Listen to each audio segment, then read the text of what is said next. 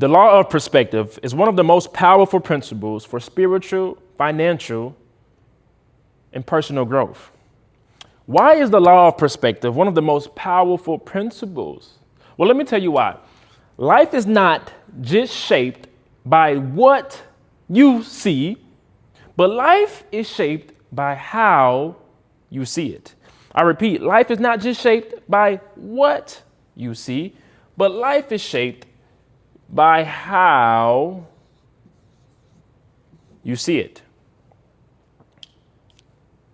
This is very important. And I really want you to write this down and look over it. Because life is not just shaped by what you see, it's shaped by how you see it. Now, it's a passage that I want to read and share with you in Numbers, the book of Numbers, chapter 13. I'm not going to read the whole passage because that's something that you all should read on your own. That can be your homework. But I'm going to break it down before I read some of the verses that hit key points. God promised Israel a land. But before God gave them the land that he promised them, he told Moses to send out 12 spies to investigate this land that God is giving them. Okay, so we got 12 spies. All 12 spies went to the land that God was giving them. And they all saw the same city. They all saw the same giants. They all saw the same land. They all saw the same fruit. All 12 saw the same city, same giants, same land, same fruits. But they came back with completely different reports. How is it? How is it that we can see the same thing, we can see the same situation, we can see the same land, see the same city, but we come back with completely different reports? Because life is not just shaped by what you see. Life is shaped by how you see it. And how you see it determines the results you get from it. Some of us, we miss opportunities that God is giving to us because we don't have a healthy perspective.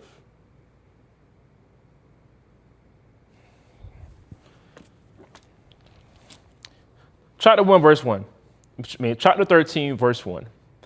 It says, the Lord spoke to Moses, saying, send men to spy out the land of Canaan, which I am giving to the people of Israel. God gives us things that is good for us and that has a purpose for us. So if God is giving you something, you should already know it's something good and it's a purpose behind it, something. Everything God created is good, and everything he created for a purpose.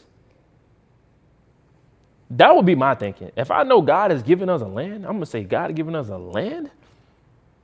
Oh, if he's giving us a land, then I know it has to be good. Okay, okay. So now we're going to go to verse 18. Now, the question that some of you may be asking is, why is God sending 12 spies to the land that God has given them? Well, verse 18 through 20 tells you. And see what the land is, whether the people who dwell in it are strong or weak, whether there are few or many, and whether the land that they dwell in is good or bad, and whether the cities that they dwell in are camps or strongholds, and whether the land is rich or poor, and whether there are trees in it or not. Be of good courage and bring some of the fruit of the land. Now we're going to go down to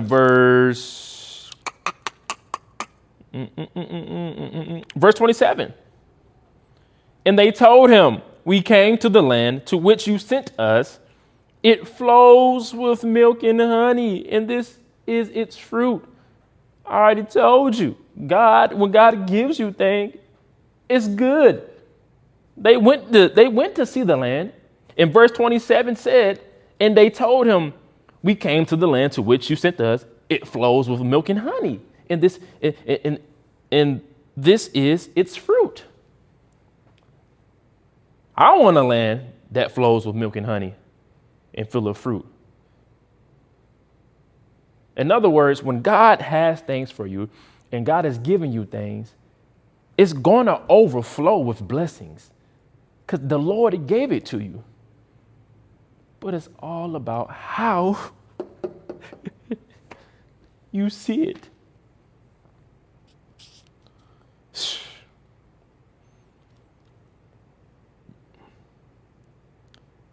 Verse 28.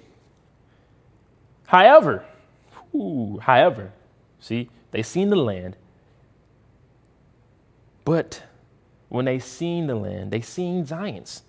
They seen these tall people, big, swole, really tall, healthy, strong. And now they are starting to get defeated in the mind. Before the enemy ever defeated them, they defeated themselves. They defeated themselves. We can defeat ourselves. However, the people who dwell in the land are strong. This is verse 28. However, the people who dwell in the land are strong, and the cities are fortified and very large. Now they are defeating themselves in their mind, which travels to your perspective.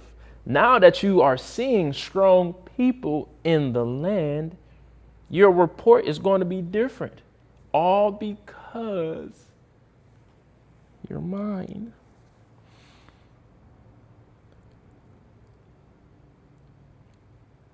Verse 30, but Caleb quieted the people before Moses and said, let us go up at once and occupy it, for we are well able to overcome it.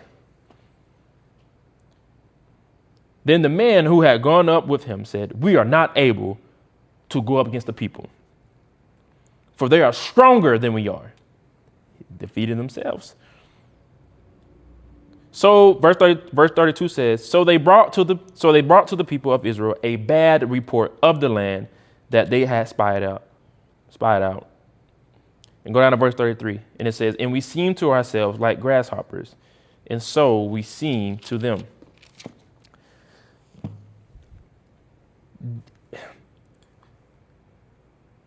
I want y'all to pay attention to that, because 10 of them, they defeated themselves because of their philosophy.